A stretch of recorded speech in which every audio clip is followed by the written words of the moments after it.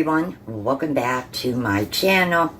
So tonight I am baking a cake, a very simple cake. It doesn't use a lot of ingredients. There is an ingredient in it which I am omitting for a good reason. I'll get to that in a moment. I'm gonna call this cake Sharon's Spring Cake. Reason being, I really couldn't find a name for this particular cake. It seems to be something more or less associated with springtime. It uses orange and lemon. The nice thing is all the ingredients can be mixed up in the same pan that you're going to bake the cake in, so you don't really have to worry about dirtying, a lot of bowls or anything like that. So that's very easy and convenient. As I said, unfortunately, I really couldn't find a name per se for this particular recipe. So for the sake of the video, it is now going to be known as Sharon's Spring Cake. So let's get into it. In this bowl, I have 1 2/3 cups flour, and I have a 1/2 cup of sugar, white sugar. Now, one of the ingredients that goes into this cake is poppy seeds. You would need 2 tablespoons of poppy seeds. 1, I don't have them, and 2, I don't use them. I haven't made any poppy seed products in quite a few years. Reason for that is I used to be big on poppy seed rolls and pastries made with poppy seed. It was a big thing with Easter and that many years ago when my kids were young. Unfortunately, Ronnie's dad failed the drug test once because of Easter holiday. And when I say that I did a lot of baking, and he indulged in quite a bit of poppy seed roll. So did a few of his fellow workers, and they all subsequently failed the drug test. For anybody who doesn't know that, depending on where the poppy seed actually is from and how it's processed, some just have, I guess, like a higher, I don't want to say chemical, but I guess it would be the correct term.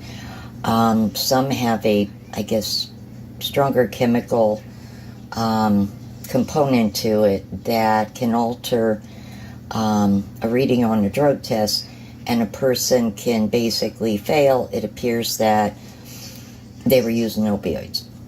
So that is why I'm not adding poppy seed in this recipe, but if you don't have to get blood work frequently or anything, and that's not an issue for you, then by all means include the poppy seeds. It will be 2 tablespoons. I also added a tablespoon of baking soda and a 1/2 tablespoon of salt. So next I added 3/4 cup of water and a 1/4 cup of vegetable oil. And I'm just going to gently stir this all up.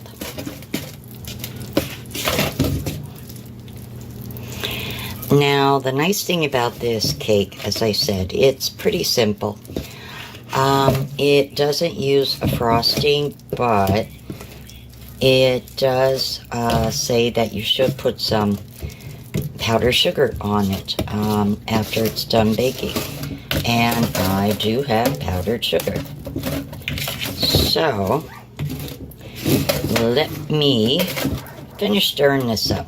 There's a few more ingredients to add, but that's how it's coming so far. The last ingredients I added were some fresh squeezed lemon juice and orange juice. 2 tablespoons of each. I'm going to mix this up, put this into my little square pan. The oven is preheating at 350, And this will bake for approximately 35 to 40 minutes. I'm going to have the light on, and I'll be checking it as it's baking. So as you see, the oven is preheating at 350. Here is the cake. I'm just using the little square one. The powdered sugar you're going to need for after it comes out of the oven. So, like I said, it should bake about 35 to 40 minutes.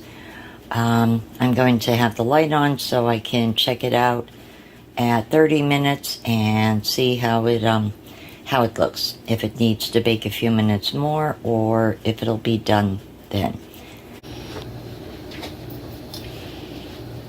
This is the little sifter that I got from Temu, my first Temu haul. I'm going to actually use it with this little cake I made. I'm going to be putting some powdered sugar on top of this cake. So let me bring the powdered sugar over and we'll see how this little gadget works. Oh, I have a little too much powdered sugar on top because I was using a little sifter that I gotten from Temu, my Temu haul. And I really wasn't sure, how much to actually put in. So I put a little bit too much. But I'm going to cut this in a moment, and we'll see how this spring cake turned out. Alright guys, well as you could see, there is a piece missing, and that is because I ate a piece.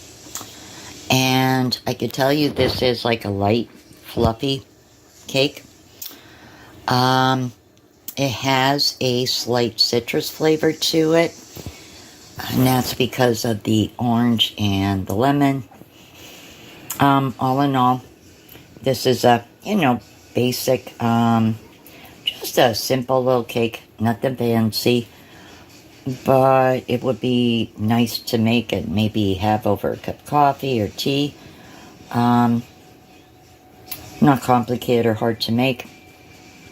And as I said, it does have a nice citrus flavor. Not super strong, but as you're eating it, you can taste it.